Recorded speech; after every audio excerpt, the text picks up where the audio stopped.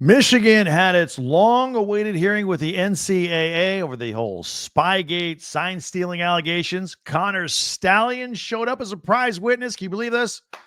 Did he fall on the sword and get Sherrone Moore off the hook? Locked On Big Ten starts right now.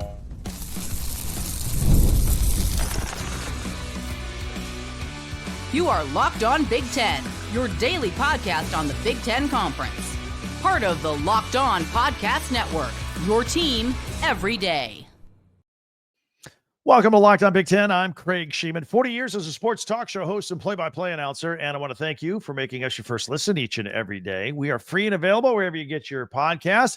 Hit that free subscribe button down below while you're watching. We're making a huge push to get 20,000 subscribers before football season. We're closer, like 18.6, something like that. Thank you if you already have. Meanwhile, what happened at the Spygate hearing this weekend? Plus, what's next for Michigan football? Will things get better or will they get worse? Plus, our look ahead at some of the big stories we're covering this week on Locked On Big Ten. But this past weekend was a huge weekend for Michigan football, and they didn't even play a football game. Michigan and the NCAA wrapped up a two-day hearing Friday and Saturday regarding former staffer Connor Stalions' elaborate scouting and sign-stealing Spygate scandal from back in the day that fell apart during the Wolverines' undefeated national championship season of 2023. The star of the show, Connor Stalions, he showed up. He was part of the hearing at NCAA headquarters in Indianapolis to talk to the Committee of Infractions. Now, before we get into what he probably said, and we don't know, there's so little public information about what happened in this meeting. Just as a curiosity, I'm a very curious person. I'm curious what Connor Stalions' current relationship is with Michigan. I mean, he used to be on the staff. He used to be a valued employee. He used to be very good at his job. Does he get the cold shoulder? Like, is he free to roam around campus? Or is he unofficially welcome, but officially not welcome? Does he shake hands or give bro hugs to Sherrone Moore and Ward Emanuel when he sees them? I don't know. I honestly am curious. Maybe if you have some insight, hit me up with the comments.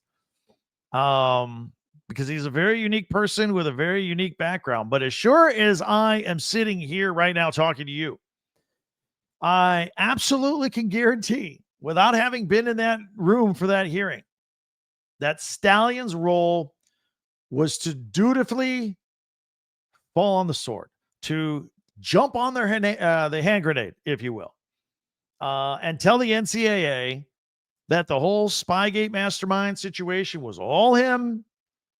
Jim Harbaugh had nothing to do with it. Everybody else in Michigan, nobody had any idea that he was doing it. And they just simply thought that, whoa, Stalions was really good at his job. He could get signs and see what plays were coming next. Wow. And we know this because that's all he's ever said on this matter. This is what he says. This is his line. And he has stuck to it the whole time, much to his own demise. That's all he's ever said. You know why? Look, he loves Michigan football more than he loves himself. Clearly. He still fancies himself as a future head coach of the program. I'm sure he does. That's what he's in his manifesto. He said that was the goal back then. Say what you will about Connor Stalions. You either like him or you don't. But he's a guy you do want with you in a foxhole when terrible stuff is brewing, because he won't turn on you. And by the way, trouble is brewing in Michigan all over the place. So under the previously released notice of allegations, the NCAA did inform Michigan that it is facing 11 allegations currently. 6 of them are level 1. Those are the most serious. And that has to do with Spygate. The NCAA, they can come down with a punishment within 45 days from now. And that takes us right up to the first day of Big Ten Media Day. Oh, wouldn't that be something? It's in Las Vegas, by the way. You talk about a circus. That'll officially kick off the 2025 season. However, if this turns out to be a more complex situation after this weekend, the NCAA could take up to another 3 months to decide and come up with some sort of verdict. And that would take us well into the 2025 season. That would be even more messy. I don't know if that's in everybody's best interest to wait that long, but we'll see. The NCAA typically is not that fast. The center issue may come down to the 52 text messages between Sherrone Moore and Connor Stalions. They were deleted in October of 2023 by Sherrone Moore the day the Spygate story broke. The messages have since been retrieved and part of this investigation. Again, Moore was the offensive coordinator under Jim Harbaugh at the time. Look, in my opinion, there had to be something on those text messages. Otherwise, why would Michigan have self-imposed a 2-game suspension on Sherrone Moore? I'm not saying there was like the smoking gun. I'm not saying there's nothing to these. They were just trading recipes. I don't know. There had to be something. There had to be something on there. Otherwise, Michigan wouldn't have given themselves a 2-game suspension. And they're hoping to appease the NCAA. They're hoping that there will be no further damage. They're hoping they'll come in and ask for more suspension. Now, the NCAA has already busted Jim Harbaugh for a 4-year show cause penalty and a 1-year suspension for impermissible recruiting during the COVID pandemic. Moore was part of that impermissible recruiting as well. He received a 1-game suspension, which compared to all this, it doesn't seem like much. But there's a big problem. Here's the big elephant in the room. In the eyes of the NCAA, Michigan is a repeat offender, and Moore could be a repeat offender if they nail him with any of this stuff. They tend to give repeat offenders much harsher penalties than they would otherwise. Could be recruiting restrictions, could be postseason bans, could be scholarships. Don't know. It's the NCAA. You don't know.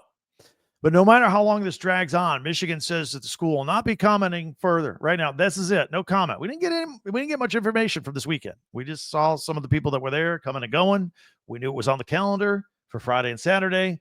We now know it's in the everybody got heard. That's what these hearings are all about. They're supposed to be non-confrontational. Just everybody gets their side of the story straight. And then the NCAA is going to go in their little offices there and decide what kind of punishment to give Michigan, or whether the 2-game suspension for Sherrone Moore is enough, and we'll call it a day. By the way, Michigan opens up the season August 30th versus New Mexico. Then they play Oklahoma at Oklahoma. That is Sherrone Moore's alma mater. He wants to coach that game, so he's going to coach the first 2 games. Michigan is choosing to self-impose Moore's 2-game suspension for games 3 and 4. Central Michigan and Nebraska. So there we have it. Love your comments on what you thought happened this weekend. It's just about anybody's guess at this point. Hit us up. The comments were pretty good. We talked about this a little bit Friday. Comments were pretty good. Pro and con. Whether you're pro Michigan or you're a Michigan hater, there's plenty of both. Hit us up with the comments.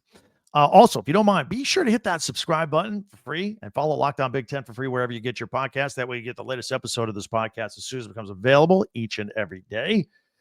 Trying to make that push to 20,000 subscribers. Plus, you can share, like, and follow. That helps us out a lot. And don't forget to check out our website, talkbig10.com, for school merchandise ahead of the 2025 season. Plus, all of our podcasts go there as well. You can check that out at the website, talkbig10.com. All right, we're going to have a final word. One pundit out there, a pretty well-known national pundit, thinks that Sherrone Moore is going to get more punishments. It's not just going to be the 2-gamer. Well, we'll tell you who. We'll talk about that. And it's time for Big Ten Commissioner Tony Petitti to talk about this college football playoffs. I'll explain. All that's coming up right here on Locked On Big Ten. You know, Monarch Money is out there to help you. You ever check your bank account? It's the beginning of the week here. You got paid last week. Is the money gone already? Where did it go? Where did it go? Dining, online shopping, entertainment. It's easy to lose track. That's where Monarch Money comes in to help you out. Your personal CFO, giving you full visibility and control over your finances. And it's not just a budgeting app. It's a complete financial command center. You can track all your accounts, investments, and spending all in one place. And, you're not just managing your money, but you're starting to build wealth. They got a lot of great surprising insights as to where your money goes. All in one convenience. You can pull all your apps. I mean, you pay your bill on this one, a credit card here, a banking app. Pull it all together with Monarch Money, and pull it all together from your spouse or significant other, all in one place. You can share all of that. Take control of your finances with Monarch Money. Use the code LOCKEDONCollege at monarchmoney.com for 50% off your first year. That's monarchmoney.com, code LOCKEDONCollege for half off your first year.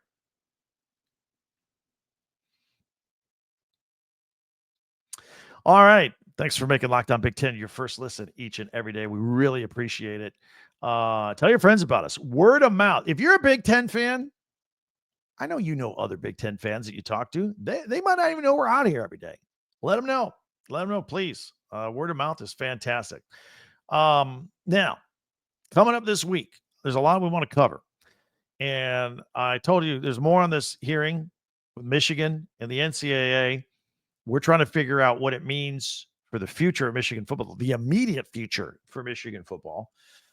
There is a national pundit that you have heard of that says Sherrone Moore is getting more than just the 2-game self-imposed suspension.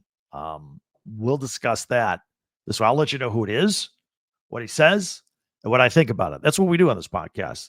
Big Ten, teams, news, analysis, opinion. All right here. And your opinion too, because you hit me up on the comments all the time. You add all that into one podcast, it makes us the most unique Big Ten podcast in the world. So thanks for checking us out. Also, everybody's put their cards on the table regarding the future of the college football playoff format. We've seen SEC Commissioner Greg Sankey flip-flop his opinion in the course of a week from the 4 automatic qualifiers to the 5+1 format. We've heard the Big 12's Brett Yormark. We've heard the ACC's Jim Phillips, all their recent opinions. We have not heard from Big Ten Commissioner Tony Petitti. And not a peep. And they even had their Big Ten days, or not their day, but they had their Big Ten meetings, their spring meetings in California a couple of weeks ago. Nothing. Wasn't anything like what Greg Sankey did. Every time Greg Sankey finished a meeting, there was media waiting for him.